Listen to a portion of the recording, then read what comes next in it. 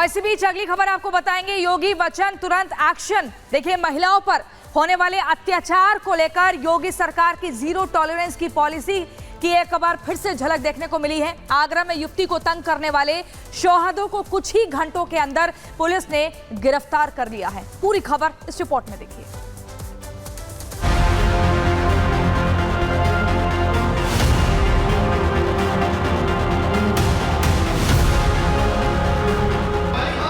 ये सद्भावना वाले लोग हैं, यानी सद्भावना, अब इनके लिए सद्भावना ट्रेन चलाएंगे, इनके लिए बुलेट ट्रेन चलेगी, चिंता मत करो। कोई खिलवाड़ करेगा तो उसका खामियाजा भुगतेगा। सीएम योगी जो कहते हैं वो न सिर्फ करते हैं, बल्कि उनका लिया हर एक फैसला और एक्शन नजीर बन जाता है।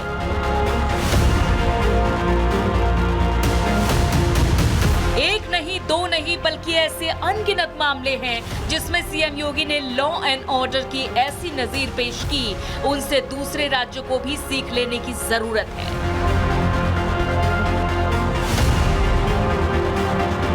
ये तस्वीरें यूपी में सीएम योगी के एक्शन की एक वानगी भर हैं।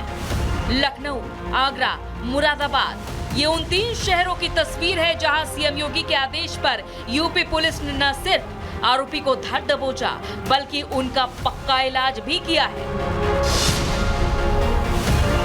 लखनऊ की गोमती नगर में बारिश के बीच सड़क सवार युवक और उसके पीछे बैठी महिला के साथ बदसलूकी के आरोप में पुलिस ने ताबड़तोड़ एक्शन करते हुए 16 से ज्यादा लोगों को गिरफ्तार किया था। पुलिस का ये एक्शन बताता है कि योगी के अपराध के खिलाफ जीरो टॉलरेंस की नीति कितनी असरदार है। सीएम योगी का एक्शन सिर्फ राजधानी लखनऊ तक ही सीमित नहीं है। अभी हाल ही में आगरा में कुछ शोहदों के एक स्कूटी सवार युवती को छेड़ने की घटना पर तत्काल एक्शन करते हुए पुलिस ने 2 आरोपियों को गिरफ्तार कर लिया, जो बताता है कि अपराध छोटा हो या बड़ा, योगी सरकार महिलाओं के खिलाफ अत्याचार बर्दाश्त नहीं करेगी। लेकिन ये मामला सिर्फ इतना ही नहीं है। सड़क पर शोहदों के खिलाफ एक्शन लेने वाली योगी सरकार हर उस अपराध के लिए फिक्रमंद है जो उसकी सीमा में घटती है। अपराध के खिलाफ एक ऐसी वानगी मुरादाबाद से भी देखने को मिली है, जहां मुरादाबाद में नर्स से रेप के आरोप में डॉक्टर शहनवाज सहित 3 को गिरफ्तार किया जा चुका है। पहला आरोपी नाम शहनवाज मलिक, पेशा डॉक्टर, आरोप रेप। दूसरा आरोपी नाम जुनैद, पेशा अस्पताल में वार्ड बॉय, आरोप रेपिस्ट का साथी। तीसरी आरोपी नाम महनवाज, पेशा नर्स, आरोप रेपिस्ट के साथी। चाहे बुलडोजर एक्शन हो या लव जिहाद के खिलाफ कानून या फिर गौ रक्षा का मुद्दा, लॉ एंड ऑर्डर को लेकर योगी आदित्यनाथ सरकार के प्रयोगों को दूसरे राज्य भी दोहराते दिख रहे हैं। लेकिन कुछ राज्य ऐसे भी हैं जो वोट बैंक और तुष्टीकरण की राजनीति में इस कदर घिरे हुए हैं कि मानो उस राज्य में पुलिस प्रशासन के नाम पर सिर्फ खाना पूर्ति हो रही है। Bureau report, Republic Bharat. और चलिए आगे बढ़ते हैं। प्रधानमंत्री नरेंद्र मोदी 23 अगस्त को यूक्रेन जाने वाले हैं, जहां पर उनकी मुलाकात ज़ेलेंस्की से भी होने वाली है। ऐसे में ये लग रहा है कि रशिया से भी भारत की करीबी अच्छे रिश्ते हैं और ज़ेलेंस्की से भी मुलाकात हो रही है। तो क्या वॉर जोन में शांति की अपील, शांति दूत बनने वाले हैं प्रधानमंत्री, और ये जो युद्ध चल रहा है उस पर क्या विराम लगाने की भी कोशिश कर पाएंगे? रिपोर्ट आपको दिखा दें।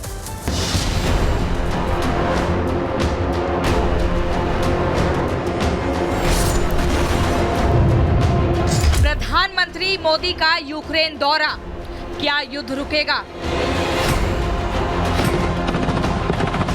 वॉर जोन में पीएम क्या करवाएंगे सीज फायर?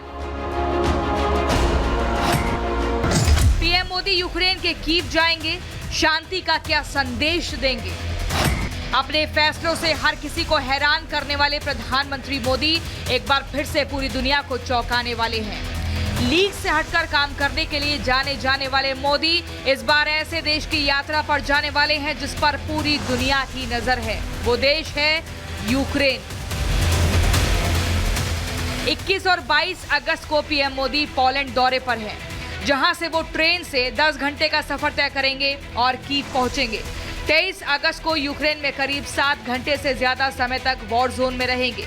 वहां के राष्ट्रपति वोलोदिमीर ज़ेलेंस्की से उनकी लंबी बातचीत होगी।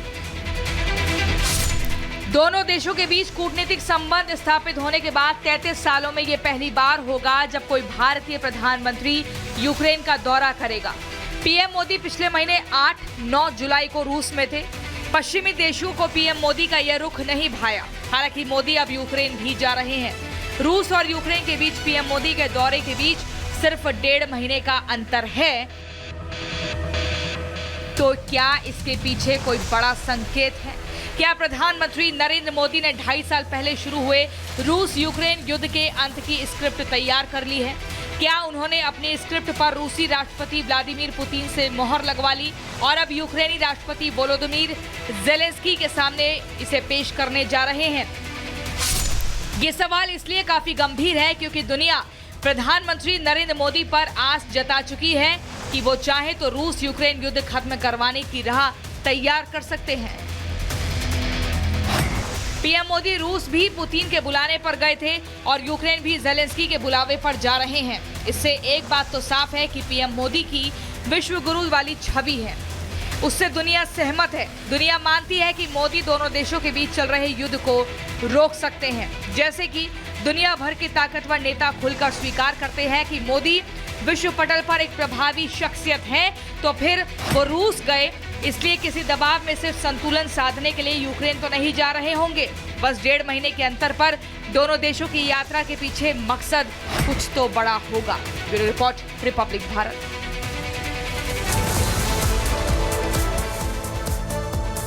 और इसी बीच अगली खबर आपको बताते हैं पाकिस्तान से, जहां कट्टरपंथियों ने सुप्रीम कोर्ट पर हमला कर दिया क्योंकि सुप्रीम कोर्ट ने कहा था यहां पर अल्पसंख्यकों को भी उनके धर्म के अनुसार जीने का पूरा अधिकार है। इसको लेकर आपको बता दें जो कट्टरपंथी है वो नाराज हो गए। सोचिए जब पाकिस्तान में सुप्रीम कोर्ट तक सुरक्षित नहीं है फिर अल्पसंख्यकों का क्या हाल होगा।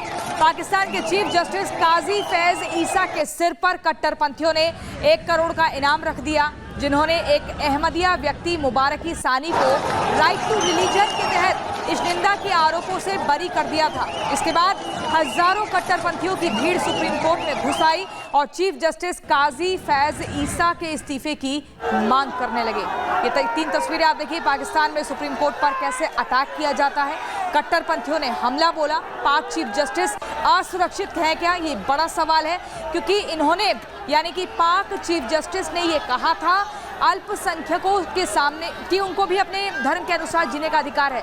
ये कट्टरपंथियों को रास नहीं आया और उसके बाद उन्होंने किस तरीके से प्रहार किया, ये तस्वीरें आपके सामने हैं। पाकिस्तान में सुप्रीम कोर्ट पर कट्टरपंथियों की भीड़ ने हमला किया।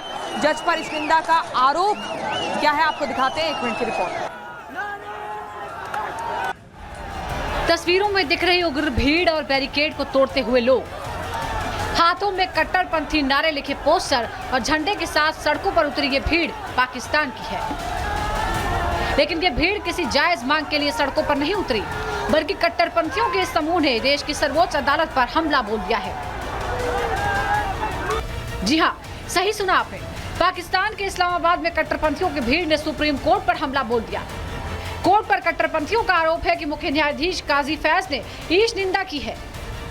यहाँ आपको यह भी बता दें कि काजी फैज ने अपने एक फैसले में कहा था कि गैर मुसलमानों को भी अपने धर्म का पालन करने का अधिकार है। उनके इस बयान की वजह से फैज के सिर पर 1 करोड़ का इनाम रख दिया गया। काजी फैज पर यह इनाम पाकिस्तान के कट्टरपंथी इस्लामी संगठन तहरीक-ए-लब्बैक पाकिस्तान ने घोषित किया है। ऐसे देश में न्याय और कानून की क्या उम्मीद की जा सकती है जहाँ खुद कोर्ट और जज ही सुरक्षित नहीं।